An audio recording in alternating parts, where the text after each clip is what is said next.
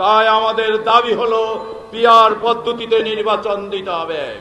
এই সনদের আইনের ভিত্তি পিআর পদ্ধতিতে নির্বাচন ভারতীয় আধিপত্যবাদের পক্ষের শক্তি 4 দলীয় জোট সহ সকল 14 দলীয় জোট সহ ফেসিবাদীর দোসরদের বিচার এবং জুলাইতে যারা আহত হয়েছে তাদের সুচিকিৎসা, যারা শাহাদাত বরণ করেছে তাদের ক্ষতিপূরণ সহ বিভিন্ন দাবিতে আজকের যোগপথ আন্দোলনের অংশ হিসাবে আজকের এই বিক্ষোভ পূর্ব সমাবেশের প্রধান অতিথি ইসলামী আন্দোলন বাংলাদেশের সিনিয়র নায়েব আমির, জুলাই আগস্ট আন্দোলনের অন্যতম সিপাহসালার হযরত মাওলানা মুফতি সৈয়দ ফয়জুল করিম শাইখে চরমনাই সহ অন্যান্য নেতৃবৃন্দ, সাথী ও বন্ধুগণ, জুলাই বিপ্লব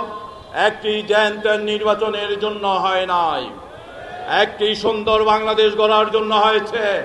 54 বছরে যেই নির্বাচনের পদ্ধতি আমাদের দেশে প্রচলিত রয়েছে, এই নির্বাচন পদ্ধতিতে আমাদের কোনো অধিকার প্রতিষ্ঠিত হয় নাই। আমাদের নির্বাচন পদ্ধতিতে ভোটের অধিকারই প্রতিষ্ঠিত হয় নাই।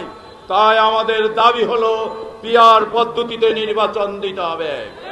আমাদের দাবি জুলাই সনদের আইনি স্বীকৃতি।